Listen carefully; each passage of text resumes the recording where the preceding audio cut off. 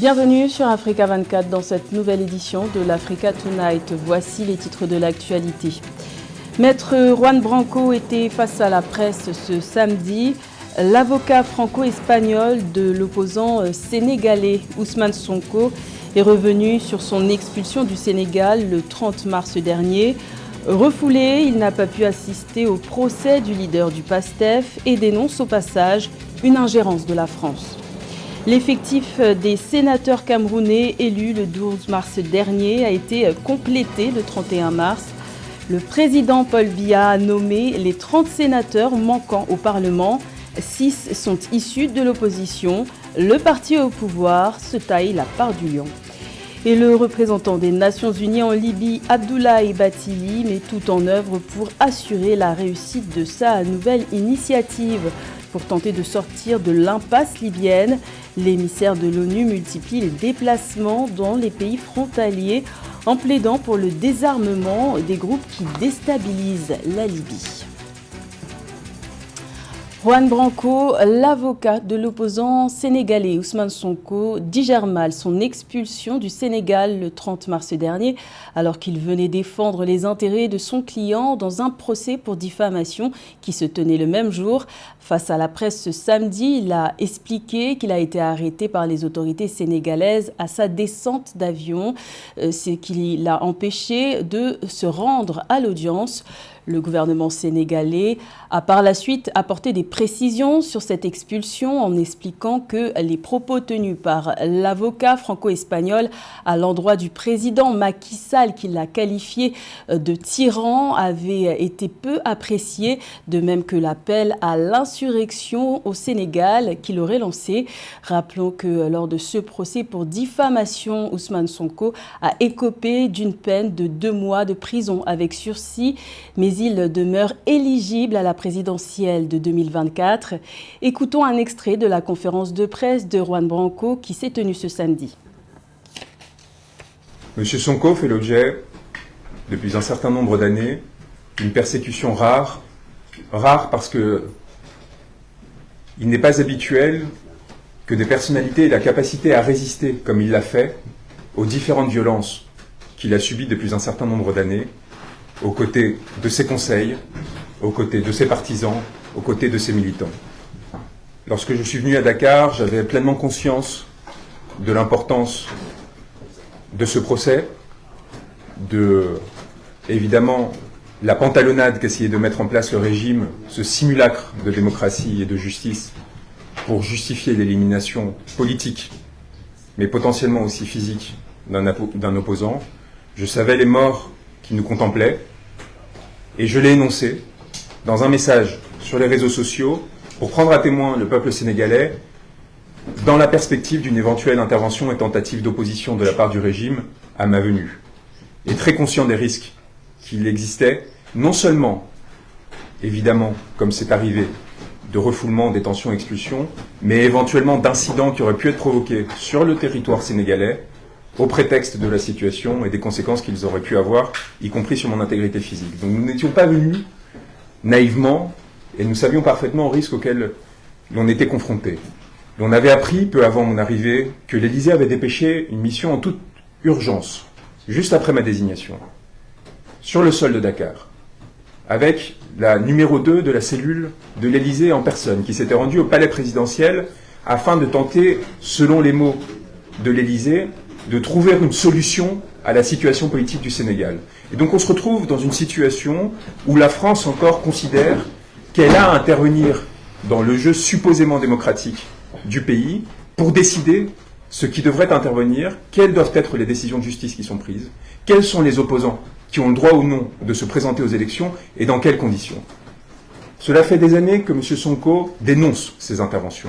Cela fait des années que M. Sonko dénonce cette compromission des autorités sénégalaises à l'égard de la France et la perte de souveraineté que cela implique pour le peuple sénégalais. Le 30 mars, pendant que j'étais refoulé, arrêté puis refoulé par 7 hommes en armes dès ma sortie de l'avion, qui m'indiquaient que c'était une façon de me rendre hommage du fait de mon importance, qui disaient qu'ils raconteraient à leurs petits-enfants qu'ils avaient arrêté Juan Branco, et qui en même temps étaient d'une agressivité extraordinaire pour essayer de m'intimider dans un premier temps jusqu'à ce que je réussisse à calmer les choses en essayant de me saisir mes documents, mes ordinateurs et tout ce que j'amenais au procès pour prouver l'innocence, car c'est très important de répéter, l'innocence de M.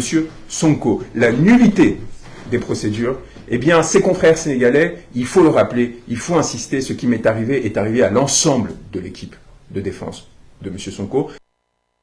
Au Cameroun, la nouvelle chambre du Parlement est au complet. Le président Paul Biya a nommé le 31 mars les 30 sénateurs manquants. Sur les 30 sénateurs nommés, 6 sont issus de l'opposition et 24 sont du parti présidentiel RDPC. Ils viennent s'ajouter aux 70 sénateurs élus sous la bannière du Rassemblement démocratique du peuple camerounais lors des élections sénatoriales du 12 mars dernier. Au total, 7 partis politiques composent le Sénat. Le point avec Laetitia Mebenga.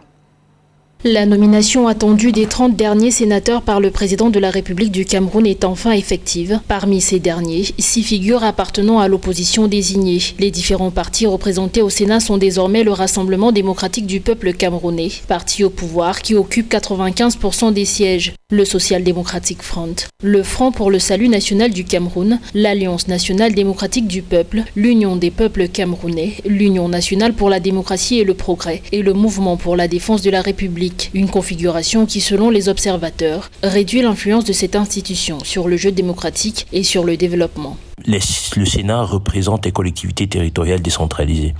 Et donc, avec le parachèvement des institutions de la décentralisation, on devrait théoriquement voir plus de dynamisme au niveau du Sénat. Cependant, il faut noter que la majorité écrasante dont jouit le RDPC joue quelque peu en la défaveur du Sénat, puisqu'on ne voit pas des débats contradictoires qui pourraient, donc par le jeu d'opposition, accoucher de lois courageuses qui viendraient faciliter ou accompagner le processus de développement du pays. Une innovation au sein de l'institution. La 3e mandature du Sénat comprend désormais 31% de sénatrices, soit 31 femmes, sur un total de 100 membres contre 20 pour la précédente législature. Rappelons que ces nominations interviennent quelques jours après la reconduction de Marcel Nyat Difendi à la présidence de la Chambre haute du Parlement, fonction qu'il occupe depuis l'activation du Sénat en 2013. La réélection du président Marcel Nyat Difendi à la tête de la Chambre haute du Parlement camerounais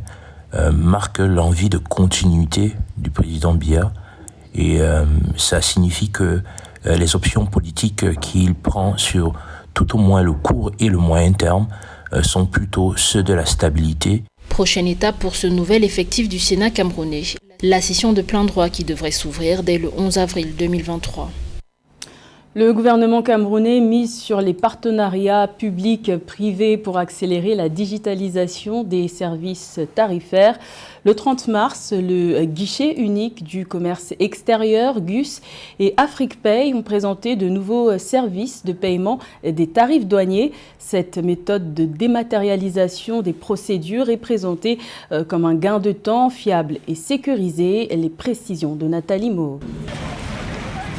Au Cameroun, le guichet unique du commerce extérieur GUS, dans ses ambitions pour l'année 2023, envisage de passer au tout électronique. L'organe gouvernemental a fait le choix de faire confiance aux partenariats public-privé pour accélérer la digitalisation de ses services tarifaires. Le GUS, dont la plateforme en ligne e-GUS est opérationnelle depuis 2016, a élargi la palette de ses outils digitaux pour atteindre son objectif de 1 000 milliards de recettes en 2023. Le 30 mars 2023, le GUS et son partenaire, la start-up camerounaise AfriquePay, ont présenté de nouveaux services de paiement des tarifs douaniers plus rapides et plus mobiles. Ceux qui ont besoin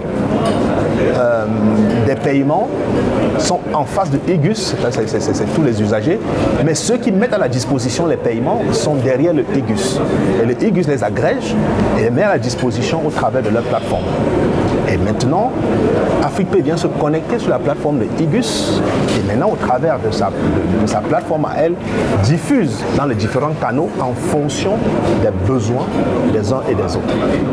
Le Cameroun a l'ambition de propulser ses places portuaires au rang des plus organisées du monde. Le pari que se fixe le GUS est d'encourager l'inclusion financière des contribuables et de garantir la sécurisation des recettes douanières du pays grâce à l'installation d'un réseau à valeur ajoutée sécurisé. La clé, c'est l'innovation. La clé, c'est qu'il faut être capable d'apporter de l'innovation sur le marché. Il faut répondre aux besoins finaux des utilisateurs.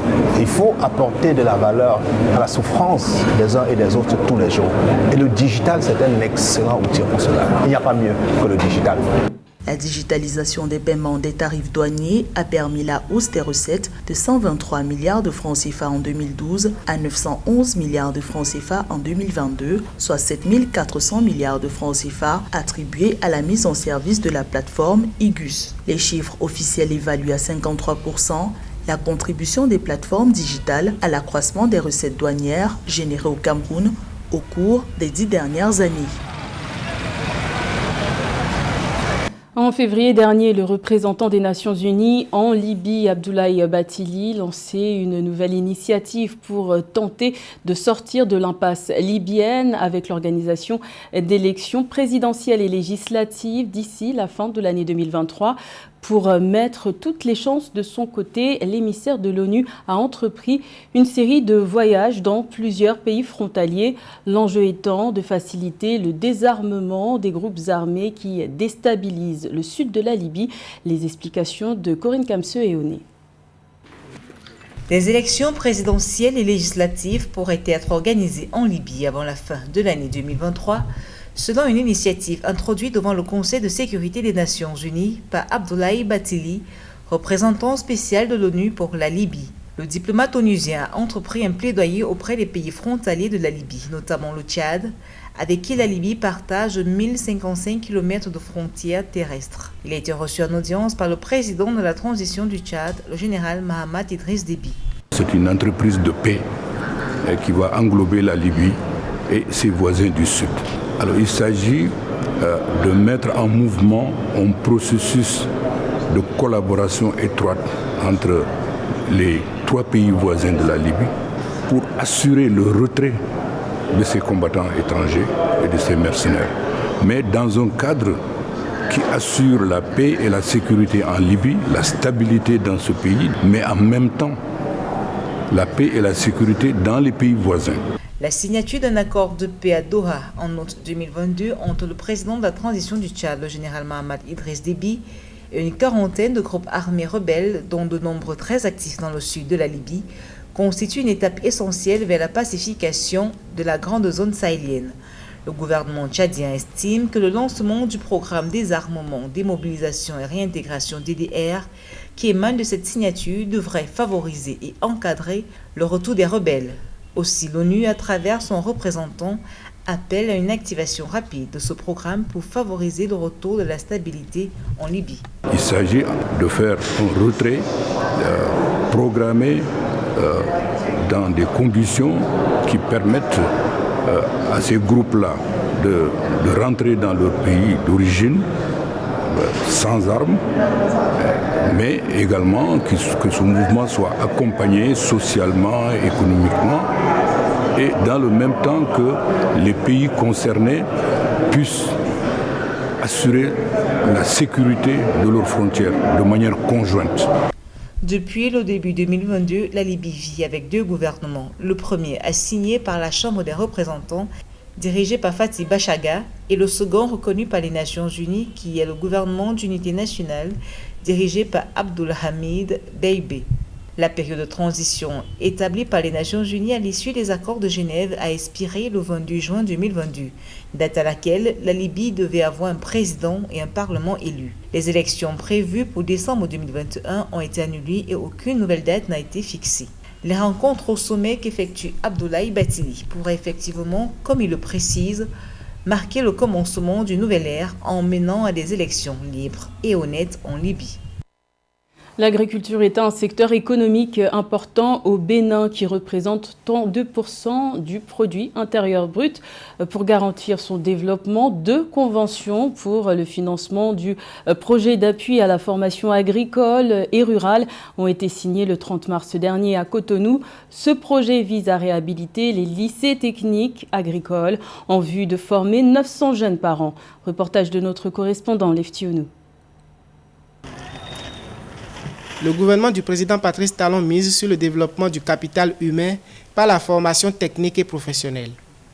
Dans son programme d'action 2021-2026, le gouvernement a prévu un programme de construction et de réhabilitation de 30 lycées techniques agricoles, 9 écoles de métiers et 16 lycées professionnels à la fin de l'année 2023. Dans ce cadre, le projet d'appui à la formation agricole et rurale PROFA a été initié par les autorités béninoises. Suite à la signature en décembre 2021 de l'accord de financement pour la construction et la réhabilitation de lycées agricoles pour un montant de 20 millions d'euros octroyé par l'AFD, 2 conventions sur le PROFA 2 d'un montant de 21 milliards de francs CFA ont été signées entre le ministre béninois de l'économie et des finances, Romuald Ouadaï, et la secrétaire d'État française chargée du développement de la francophonie, Chrysoula Zakharopoulou, en visite au Bénin les 30 et 31 mars 2023. Je voudrais vous assurer que du côté du gouvernement béninois, nous ferons tout pour que ces financements soient exécutés, les projets soient exécutés avec célérité, sérieux, comme nous avons pris l'habitude de le faire maintenant depuis 2016. Le projet PROFA 2 sera mis en œuvre par le ministère de l'Enseignement secondaire technique et de la formation professionnelle à travers l'Agence de développement de l'enseignement technique et l'Agence pour la construction des infrastructures du secteur de l'éducation. Outre la création et la réhabilitation de 12 lycées agricoles, notamment au nord du pays, des dispositifs d'insertion des jeunes formés seront mis en place à l'aide de ces financements. Ce financement permettra de contribuer au déploiement du réseau des lycées techniques agricoles prévu par le gouvernement béninois avec une extension de l'accès à une offre de formation diversifiée pour 900 apprenants par an dans 4 établissements. Sur les 30 lycées techniques agricoles visés par la stratégie nationale, il est ainsi prévu que notre agence l'AFD en finance 12. À noter que le gouvernement a adopté en décembre 2019 la stratégie nationale de l'enseignement et la formation technique et professionnelle SNEFTP. L'objectif visé est de faire passer de 11% en 2019 à 70% en 2030 la proportion d'apprenants dans l'enseignement et la formation technique et professionnelle. C'était le journal de la rédaction. Merci de l'avoir suivi. L'information continue sur Africa 24.